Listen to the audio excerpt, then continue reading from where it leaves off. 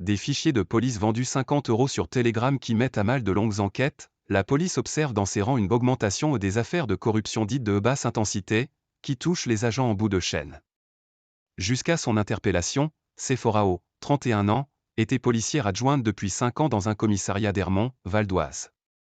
Son procès débute lundi à Paris, aux côtés de 7 autres personnes à qui l'on reproche d'avoir participé à un vaste trafic de faux permis, montres de luxe contrefaites ou fiches de police via une chaîne Telegram appelée La Genévrie.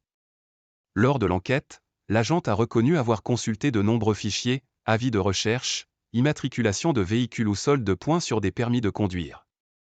Dépensière compulsive, elle dit avoir touché 50 € par consultation et perçu plus de 12 000 € en espèces en 6 mois, pour rembourser ses dettes. Les cas de ce genre sont en hausse dans les rangs de la police. De 2021 à 2022, dernier chiffre disponible, le nombre d'enquêtes pour corruption menées par l'Inspection générale de la police nationale, IGPN, la police des polices, a quasiment doublé, passant de 30 à 56.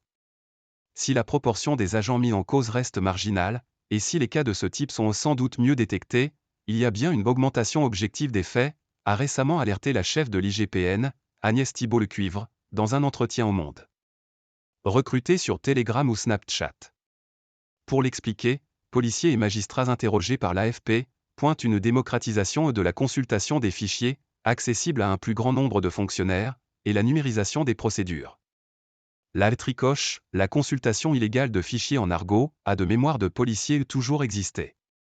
Mais elle bénéficiait surtout à l'entourage des fonctionnaires. Aujourd'hui, elle touche plus large. Les groupes Telegram, lui, ont donné une échelle nationale, selon un enquêteur de l'IGPN qui s'exprimait dans un colloque organisé en janvier par l'institution. Certains agents sont même recrutés sur des messageries chiffrées qu'ils sont censés surveiller. Les trafiquants y publient un message, plus on recherche un flic qui veut bien faire une consultation plus et des policiers y répondent, c'est aussi simple que ça, déplore cet enquêteur. Aussi simple que quelques clics, mais les conséquences sont lourdes. Comme ces criminels qui préparent un homicide et veulent savoir en amont s'ils figurent sur les fichiers des personnes recherchées pour mieux planifier leur fuite, illustre l'enquêteur.